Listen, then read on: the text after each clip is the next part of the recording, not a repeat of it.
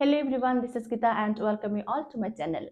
আজকে ক্লাসে আমি তোমাদেরকে এমন একটা বিষয় শেখাবো ইংরেজি গ্রামারের, যেটা জানা তোমাদের খুব দরকার। তোমাদের মধ্যে প্রায় 80% স্টুডেন্ট এই হ্যাভ শব্দটিকে জানো। আমরা হ্যাভ শব্দটিকে ইংরেজিতে বিভিন্নভাবে ব্যবহার করতে পারি। বেশিরভাগ স্টুডেন্ট এটা জানো যে হ্যাভকে আমরা সবসময় প্রেজেন্ট পারফেক্ট টেন্সে ব্যবহার করি। এটা সঠিক, আমরা হ্যাভকে প্রেজেন্ট পারফেক্ট টেন্সে ব্যবহার করি, কিন্তু এছাড়াও হ্যাভের কিন্তু আর অনেক রকম ব্যবহার রয়েছে। হ্যাভ শব্দটিকে আমরা কিন্তু মেইন ভার্ব হিসাবেও ব্যবহার করতে পারি। ওকে, তাছাড়া হ্যাভ শব্দটিকে আমরা কিন্তু এজ এ মডেল ভার্ব বা মডেল ভার্ব হিসাবেও ব্যবহার করতে পারি। আজকে ক্লাসে আমি তোমাদের হ্যাভ শব্দটিকে কিভাবে মডেল ভার্ব হিসাবে সেন্টেন্সে ব্যবহার করা যায় সেটা শেখাবো। তবে আরেকটা কথা, এই হ্যাভের কি কি ইউজ রয়েছে সেটা নিয়ে এতটা স্ট্রেস না নিয়ে, এতটা মাথা ব্যথা না নিয়ে, যদি আমরা এগুলিকে একটু ফানি ওয়েতে অর্থাৎ একটু মজা করে শিখি তাহলে কেমন হয়, নিশ্চয়ই মনে থাকবে বেশি। দেখো, প্রথমত তোমরা এটা জেনে নাও, আমরা মডেল ভার্ব হিসাবে কুড, তারপর উড, মাইট, তারপর শুড, আমরা জানি এগুলি হচ্ছে এক একটা মডেল ভার্ব। ওকে, এবার যখন তুমি অতীতের কোন একটা বিষয় বলতে চাইবে, তখন তুমি কুড, উড, মাইট, শুড, এগুলো তো অলরেডি মডেল ভার্ব। এগুলির সঙ্গে আমরা কিন্তু হ্যাভ এর ব্যবহার করতে পারি। যখন এই মডেল ভার্বের সঙ্গে হ্যাভ এর ব্যবহার করব, তখন কিন্তু এর অর্থটাও অনেকটা পাল্টে যাবে। ঠিক আছে, হয়তো আমার কথাগুলো শুনে তোমাদের কঠিন লাগছে, বাট তোমরা আগে এক্সাম্পল গুলো দেখো, দেখবে বিষয়টা কতটা মজাদার আর সহজ লাগছে। এখানে দেখো, পরীক্ষার জন্য আমাকে আরো বেশি মনোযোগ দিয়ে পড়া উচিত ছিল। এই সেন্টেন্সের মধ্যে আমরা উচিত ছিল এর উপর একটু স্ট্রেচ দেব। ঠিক আছে, এবার উচিত ছিল ইংলিশটা কি হবে? উচিত ছিল ইংলিশটা হবে শুড হ্যাভ। ওকে, তাহলে এই শুড হ্যাভ এর অর্থ হচ্ছে উচিত ছিল। ওকে, আমরা জেনে নিয়েছি। এবার পরীক্ষার জন্যটা বাদ দিয়ে দাও, শুধু এতটুক দেখো, আমাকে আরো বেশি মনোযোগ দিয়ে পড়া উচিত ছিল। কি হবে? আমাকে ইংলিশ কি আই হবে। তো আই শুড হ্যাভ, পড়া ইংলিশ কি? আচ্ছা, পড়া ইংলিশ হচ্ছে স্টাডি। হ্যাঁ, আমি কিন্তু এখানে স্টাডি বলবো না, স্টাডিড বলবো। যখনই আমরা কোনো সেন্টেন্সে হ্যাভ শব্দটিকে পাবো, মনে রাখবে আমরা হ্যাভের পরে যখনই কোনো মডেল অক্সিলারি ভার্বের পরে হ্যাভ পাবো, হ্যাভের পরে কিন্তু সবসময় আমরা ভার্বের থার্ড ফর্ম বা পাস্ট পার্টিসিপল ফর্মটার ব্যবহার করব। যেহেতু শুডের পরে হ্যাভ, এই জন্য আমরা হ্যাভের পরে স্টাডি বলবো না, স্টাডি এর থার্ড ফর্ম স্টাডিড বলবো। তো I should have studied harder. কিসের জন্য? পরীক্ষার জন্য। তাহলে কি হবে? For the exam. ওকে, আমরা এক্সামিনেশনকে সংক্ষেপে এক্সাম বলি। এবার দেখো, পরীক্ষার জন্য আমাকে আরো বেশি মনোযোগ দিয়ে পড়া উচিত ছিল। হ্যাঁ, এটা হবে I should have studied harder. কিসের জন্য? ফর দ্য এক্সাম, পরীক্ষার জন্য। তো মেনলি আমরা এখানে শিখেছি এই যে উচিত ছিল, তার জন্য আমরা ব্যবহার করেছি modal verb should have. Okay, should have মানে উচিত ছিল। কোন একটা কাজ তোমার করা উচিত ছিল, বাট তুমি হয়তো সেটা করোনি, কিন্তু সেটা করা তোমার উচিত ছিল অর্থে কিন্তু আমরা বলবো শুড হ্যাভ। আশা করি তোমরা বুঝেছো। যারা এখনো বুঝতে পারোনি, নেক্সট এক্সাম্পল গুলো দেখো, বুঝবে। তাদের এতক্ষণে আসা উচিত ছিল। কি হবে বলতো?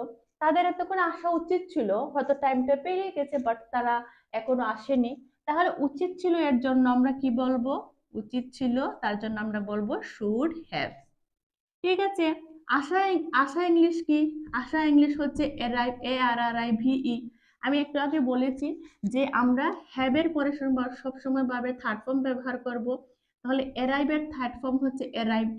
শুড হ্যাভ অ্যারাইভড, আমরা বুঝে গেছি আশা মানে অ্যারাইভড। এবার তাদের ইংলিশ কি? দে। ওকে, দে শুড হ্যাভ অ্যারাইভড। কখন? এতক্ষণে ইংলিশ কি? এতক্ষণে ইংলিশ হচ্ছে বাই দ্য টাইম। মনে থাকবে এতক্ষণে ইংলিশ কি? By the time. দেখো, তাদের এতক্ষণে আসা উচিত ছিল, they should have. They should have arrived. They should have arrived মানে তাদের আসা উচিত ছিল। বোঝা যাচ্ছে শুড হ্যাভ এর ব্যবহার কিন্তু সহজ, প্র্যাকটিস করলে খুব সহজ। পরের সেন্টেন্সটা দেখো, একটু মনোযোগ দিয়ে দেখবে। আমি গত রাতে পড়াশোনা করতে পারতাম। মানে কি বলতো? আমি গত রাতে পড়াশোনা করতে পারতাম, কিন্তু আমি পড়াশোনা করিনি। অর্থাৎ গতকালকার যে রাতটা ছিল, সেই রাতে আমি পড়াশোনা করিনি। আমার কাছে সময় ছিল, আমার কাছে সুযোগ ছিল, আমি পড়তে পারতাম, বাট আমি পড়িনি। তো কোনো একটা কাজ তুমি অতীতে করতে পারতে কিন্তু করনি, তার জন্য আমরা কি করব? তার জন্য আমরা বলবো কুড হ্যাভ। কোন একটা কাজ করতে পারতে, কোন একটা কাজ করতে পারতে কিন্তু কাজটা করনি, এরকম বোঝালে আমরা কুড হ্যাভ বলবো, মনে থাকবে। আর পড়াশোনা, আমি গত রাতে আমি কোন কাজের কথা বলছি? পড়াশোনার কথা বলছি। তো পড়াশোনা মানে হচ্ছে স্টাডিড। ওকে, তাহলে আমি ইংলিশ কি আই, কি হবে? I could have studied. কবে? আমি কবে পড়াশোনা করতে পারতাম? গত রাতে। গত রাতে ইংলিশ হবে লাস্ট নাইট। Last night. গত রাতে ইংলিশ কি? গত রাতে ইংলিশ হচ্ছে লাস্ট নাইট। এবার পুরো সেন্টেন্সটা দেখো। I could have studied last night. আমি গত রাতে পড়াশোনা করতে পারতাম। I could have studied last night, কিন্তু আমি পড়াশোনা করিনি। ওকে, তো যে কাজটা করতে পারতে বাট করনি, তার জন্য আমরা কুড হ্যাভ বলবো। পরের সেন্টেন্সটা দেখো। সে আগের ফ্লাইটটা নিতে পারতো। নিতে পারতো, এই জায়গাতে স্ট্রেস দাও। সে নিতে পারতো, এখানে কি বলেছি? করতে পারতাম, এখানে বলছে নিতে পারতো। সে ফ্লাইটটা নিতে পারতো কিন্তু নেয়নি। তাহলে আমি কি বলবো এখানে? বলো তো কোন মডেল? আমরা কুড হ্যাভ মডেলটা ব্যবহার করব। আর নেওয়া ইংলিশ কি? নেওয়া ইংলিশ হচ্ছে টেক। আমরা এখানে টেকের থার্ড ফর্ম টেকেন ব্যবহার করব, যেহেতু হ্যাভ আছে। সে ইংলিশ কি? সে ইংলিশ হচ্ছে he. He could have taken. কোন সময়ের ফ্লাইট? আগের ফ্লাইট। আগের ফ্লাইট ইংলিশ কি হবে? ইংলিশ হবে আর্লিয়ার ফ্লাইট। আগের ফ্লাইট ইংলিশ হচ্ছে earlier flight. He could have taken earlier flight. সে আগের ফ্লাইটটা নিতে পারতো। He could have taken earlier flight. এবার আরো কিছু এক্সাম্পল শুনো, আমাদের কনসেপ্ট ক্লিয়ার হবে বেশি। এখানে এই সেন্টেন্সটাতে কি আছে দেখো। ট্রাফিকের কারণে তার আসতে দেরি হতে পারে। হয়তো আমার কোনো বন্ধু আমার বাড়িতে আসবে এবং আমি এটা জানি যে আজকে রাস্তায় প্রচন্ড ট্রাফিক রয়েছে, এবং আমি অনুমান করে বলছি যেহেতু রাস্তায় আজকে ট্রাফিক বেশি, তো আমার বন্ধুর কিন্তু আসতে দেরি হতে পারে। এখানে কোন সময়ের কথা বলছি বলতো? প্রেজেন্টের কথা বলছি। যেহেতু প্রেজেন্টের কথা বলছি এবং এখানে আমি অনুমান করছি, তাহলে আমি এখানে বলবো মে হ্যাভ। যেহেতু প্রেজেন্টে আমি কোনো কিছু অনুমান করে বলছি, তাহলে এখানে মে হ্যাভ হবে। ওকে, আচ্ছা, তো তার কি হতে পারে? আসতে দেরি হতে পারে। দেরি ইংলিশ কি? দেরি ইংলিশ হচ্ছে ডিলে। যেহেতু হ্যাভ আছে, তাহলে ডিলেটেড তার ফর্ম ডিলেট হবে।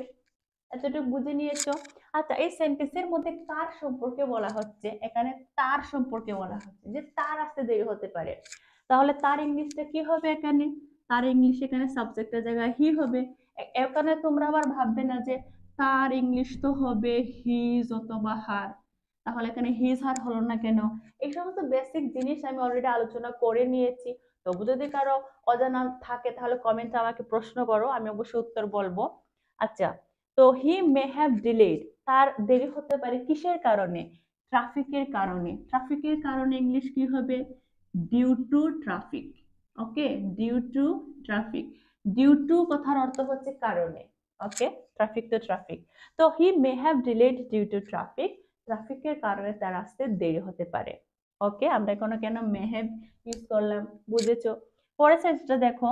ঔষধের পার্শ্ব প্রতিক্রিয়া থাকতে পারে। ওষুধ খেলে কি হয়? অনেক সময় দেখবে তুমি হয়তো জ্বরের জন্য প্যারাসিটামল খেয়েছো।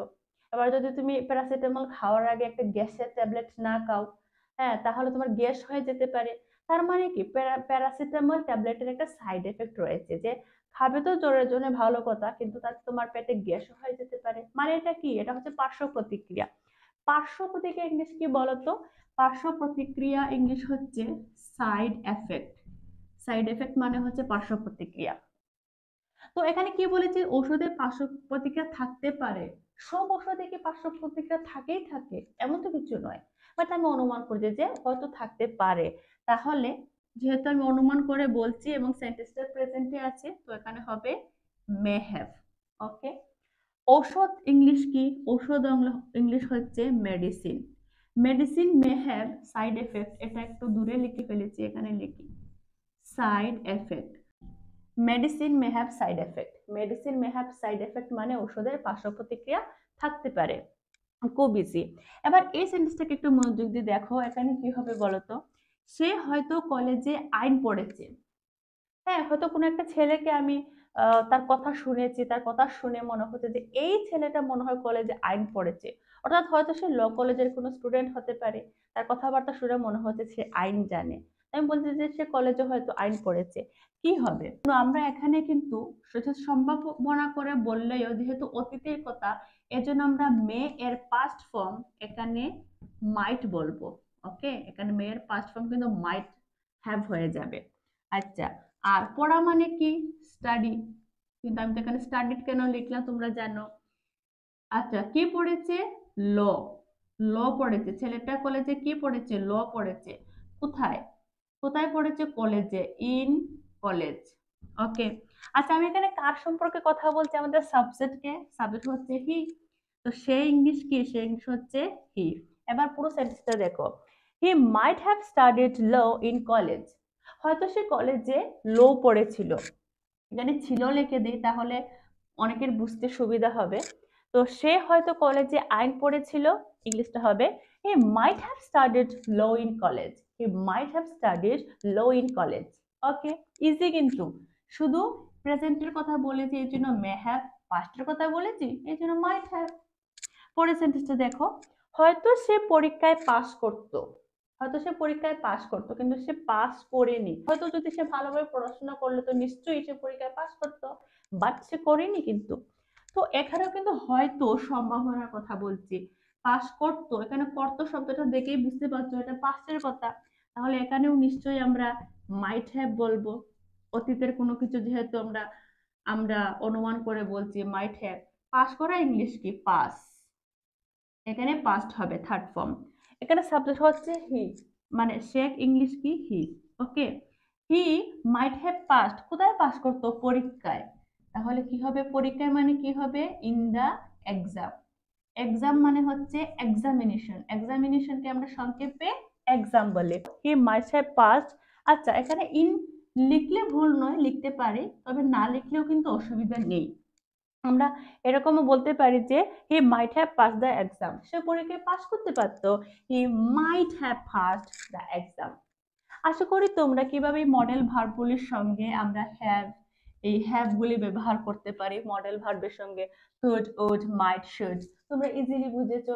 যদি আজকের এই ক্লাসটা তোমাদের উপকারে আসে অবশ্যই ভিডিওটাকে একটা লাইক করবে। চ্যানেলে প্রথমবার হয়ে থাকলে now subscribe my channel to get more and more information. Thank you very much.